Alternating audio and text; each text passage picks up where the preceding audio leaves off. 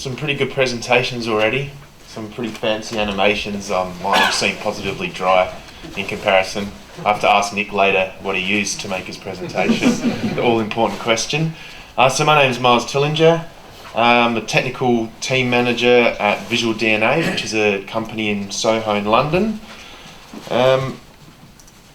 Okay, so basically what we do is we try to help brands reach targeted users at scale. What have I got here? And so we help companies to know the makeup of the audiences of their sites and help them to slice their audiences into discrete audience groups and try and get greater value in advertising impressions. This is an example quickly of kind of one of the visual surveys that we do for different companies, and then try and give users a bit of a profile of themselves based on their selections and provide content recommendations. And so there's a whole architecture sitting behind that, and obviously a lot of online advertising, campaign management and that sort of thing.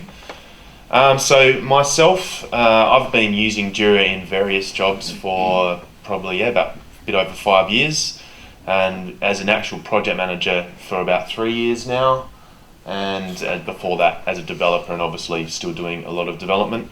Started out with version 2.6 in a place where they were doing mostly Java web application development in teams of various sizes, some small, some 10 plus developers, and now working at VisualDNA, so it's all Linux, Apache, MySQL, PHP projects with sort of anywhere from 5 to 10 developers depending on the size of the project. So when I came to VisualDNA, they sort of had various systems all spread out all over the place. There was a number of wikis, there was post-it notes on whiteboards, which you can't back up too easily without a photo. Spreadsheets floating around with various feature requests and emails all over the place. And then there was a few trackers that they'd sort of tried using, like the system admin guys were using RT, for instance, and then we had another proprietary tracking system called Radar, which was more of a bug tracking system. Why they weren't using RT, I don't know. It has sort of evolved, I guess, the development ecosystem. So I'd used the Atlassian suite before in previous jobs, so JIRA, Confluence, Bamboo, a bit of Crucible, that sort of thing, and seen it all working very nicely together. So I was really keen to try and sell it to the company and try and centralize a lot of their processes and get everyone in the company involved, not just developers, but office administration, staff, business development, stakeholders, giving them better visibility of what was going on in all the various projects they had going on, because that was a real problem, that they didn't know what was going on. It was very difficult, and no one could really easily output reports on that sort of thing. So I suggested JIRA, or the Atlassian suite, as a solution. And I was actually suggesting the on-premises version, and I sort of was talking to them about the costs of the different options. I knew about JIRA Studio, but I was a little bit worried about the pros and cons, or generally the cons of a hosted solution, and whether that was going to sort of be feasible. But the first sort of thing that they asked me to do was do a bit of a cost analysis on the differences, because obviously it can, for a small sort of internet startup, which we are, it was a little bit worrisome for some people, like the financial controller, about making a big outlay in a lot of those products, even individually. They were a bit worried about committing to something like that. So I had to basically provide a bit of a cost analysis breakdown, which doesn't look fantastic, but I tried to sort of work on the idea of how many, we've got the accounts, so the number of users that we would have coming in. I didn't make any distinction between there's like developers and users who have access to different Atlassian parts of Atlassian. Like some users can see just your Confluence and JIRA, and then other users may need to use Bamboo and Fisheye and the other tools. And you can see with sort of modest growth, and with JIRA Studio, as you get more users in the JIRA Studio column, you can see the monthly cost gradually goes up. And then along the top, we've got all of the on-premises components, with the various buy-in costs for a particular number of users, and then the patching and upgrade along the way. Now, I did this quite a while ago, so I don't know how accurate the numbers are, but it seemed pretty obvious that, once you actually get to, the point of 3 years, the investment is pretty similar, and you're getting sort of a lot more bang for your buck with JIRA Studio, because there's a lot less overhead, system administration, those sorts of costs. So, I thought it was a good way to get us in on the ground floor and see how that was going. So some of the things I had to think about when we were taking off on that was going down the JIRA Studio path was our existing Subversion repository. The JIRA Studio uses Contegix for the hosting, and I don't know if I'm pronouncing that right. If anyone's in the room, they might be able to tell me, but we had a really large Subversion repository, so it was bigger than 5 gigabytes. So we're looking at trying to break it down into smaller pieces and get that imported into the hosted Subversion repository. We're also using a non-Confluence wiki. We're using media combination, some stuff in MediaWiki, some stuff in Google Sites. I wasn't actually sure if you can import it, never really found out. I'm not sure if you can. Again, if anyone knows, there's an easy way to import content from other sort of product wikis, I'd be interested to hear about it. There was also legal issues of hosting source code in an external repository, but there was a good presentation I watched about Contegix hosted services that kind of put my mind at ease. It was called Making the Switch to JIRA Studio, answered some of the legal and security issues. And obviously plugins are a very big part of any Atlassian Suite installation, and it's really, you can't get some default plugins, but there's a lot you can't use. So, for instance, a really good one I've always liked in Confluence is the numbered headings. For people that use Word for documentation, they really like to have numbered headings. That doesn't exist in the JIRA Studio version of Confluence.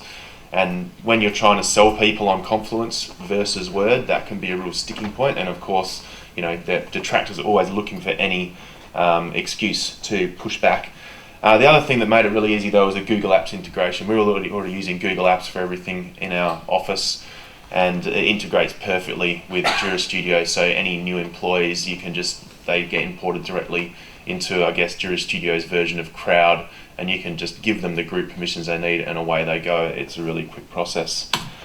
Okay, so we're doing mainly agile project management. So we're really using Greenhopper probably the most as far as JIRA goes.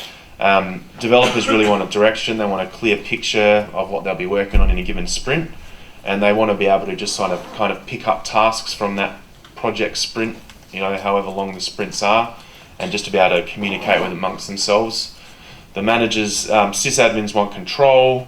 The managers want to be able to do planning, see what features are going to come out, and see the workload of developers at any given time. And stakeholders just want an overall view of what's going on. When is a feature going to be available? Monitoring the project at a high level and having confidence that a project's on track. So being able to show them graphs and interesting statistics about the project in your weekly meeting is really valuable, and that's another thing that Greenhopper and JIRA in general has really enabled us to do. From a kind of development team point of view, we've done a lot of integration with Bamboo and Fing so that we can get a lot of automated unit tests and release management happening. Continuous integration, we've done a little bit of work with code reviews. It's great being able to track the velocity of the team on a project and see if there's risks early, see if there's things that are taking longer than expected.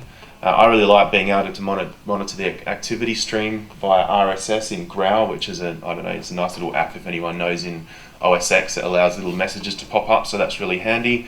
And I'm actually working on a status panic board at the moment, which is hooking into the JIRA API, and we can put it up on the TV screen on the wall, and so anyone walking around can see how many issues are left in a sprint, what issues people are working on scrolling along the bottom. So people really like being able to see those sorts of things.